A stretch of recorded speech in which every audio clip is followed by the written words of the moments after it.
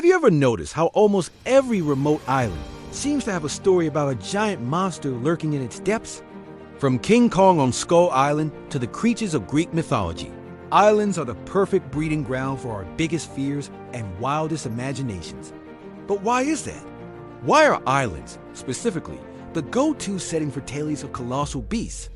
Today we're diving deep into the psychology, biology, and history behind this fascinating phenomenon. It's a story that reveals more about us than it does about any mythical monster.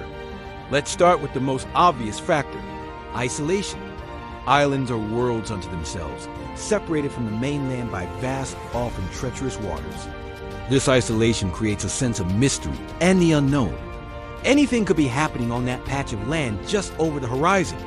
And for most of human history, there was no easy way to find out. This informational void is a perfect canvas for the human imagination to paint its most terrifying pictures.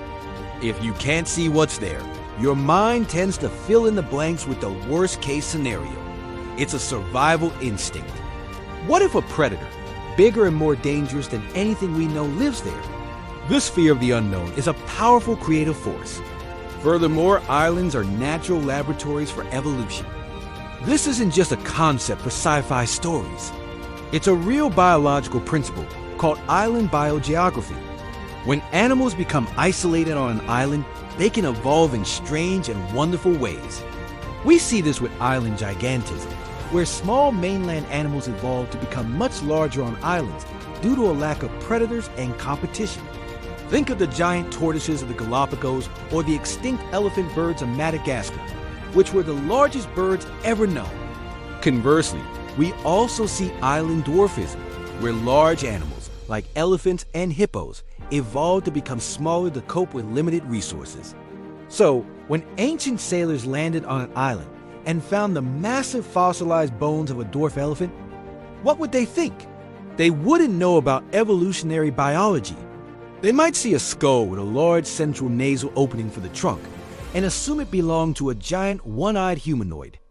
And just like that, the myth of the Cyclops is born. Many paleontologists believe that the myths of Cyclopes in the Mediterranean were directly inspired by the discovery of prehistoric dwarf elephant skulls on islands like Sicily and Crete.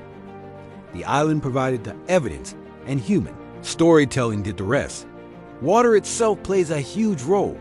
The ocean surrounding an island is another realm of mystery. It's deep, dark, and full of life we barely understand. The journey to an island is often perilous, filled with storms and unseen dangers. It's only natural to imagine that monstrous guardians protect these isolated lands.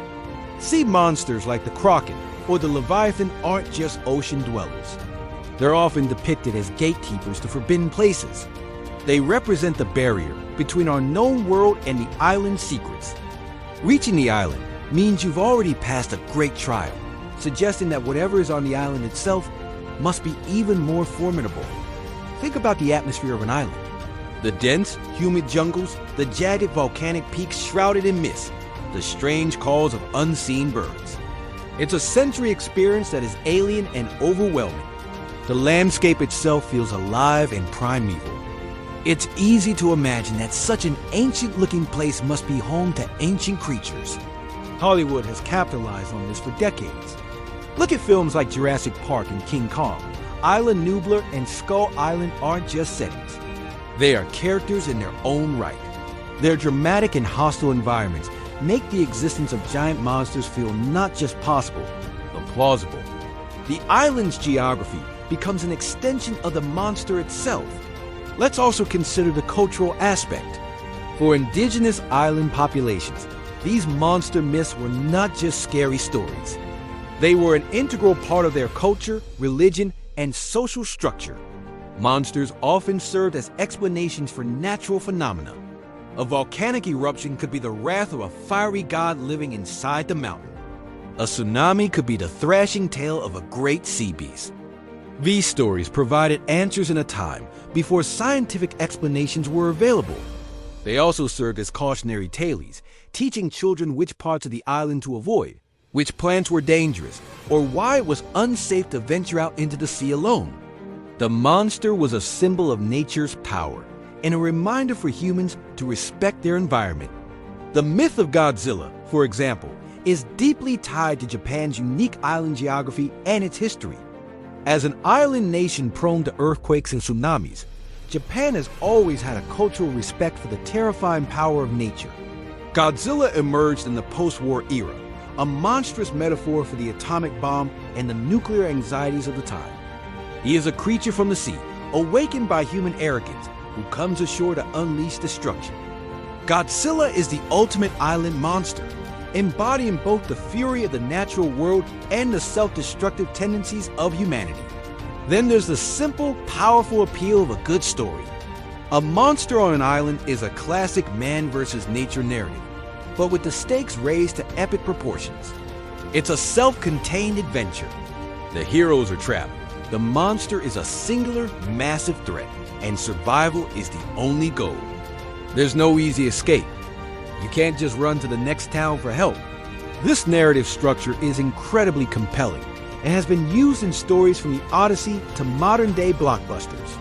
The island acts as a pressure cooker, intensifying the conflict and forcing the characters to confront their deepest fears.